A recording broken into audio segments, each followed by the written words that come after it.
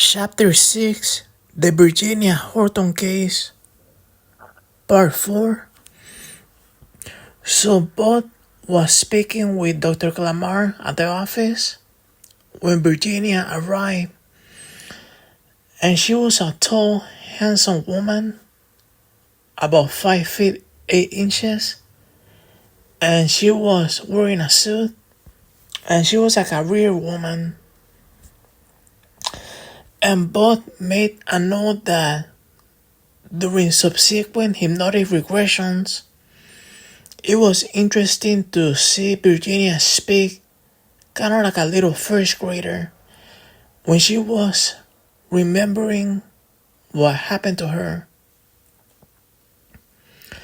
So she was with her husband and he was quiet, and Bud was wondering what the husband was thinking because this whole thing was just bizarre, especially like back in the day when this subject wasn't as socially accepted.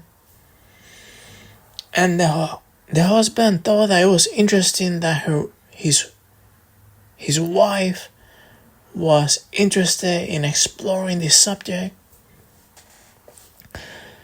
So they entered the office where they were gonna have the regression,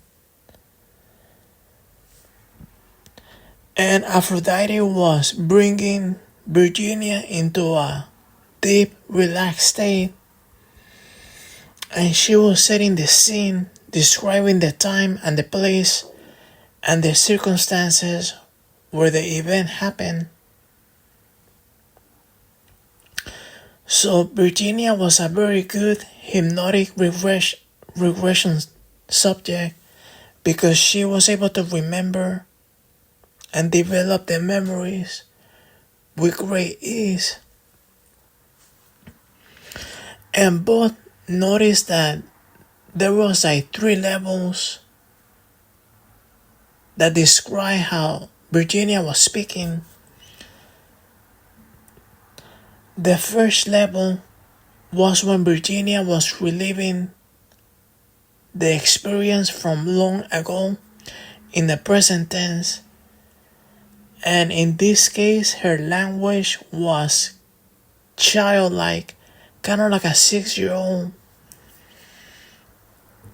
On the second level was when Virginia was making comments about her experience, and in this mode she will speak in the same way as her age. And on the third level, Dr. Clamar will ask a question which will bring up a subject slightly outside what was being discussed, and then Virginia will begin speaking like a 6-year-old and try to analyze it like an adult. So Dr. Clamar begins to induce the trance, and she's taken back to a warm, sunny afternoon on her grandfather's farm in Manitoba, and she's playing outside in the yard, and she begins to speak, and Virginia's speech is slightly slower because she's so relaxed. And then she begins speaking in a childish way, and she says, "I sit on the grass and I blow the dandelions.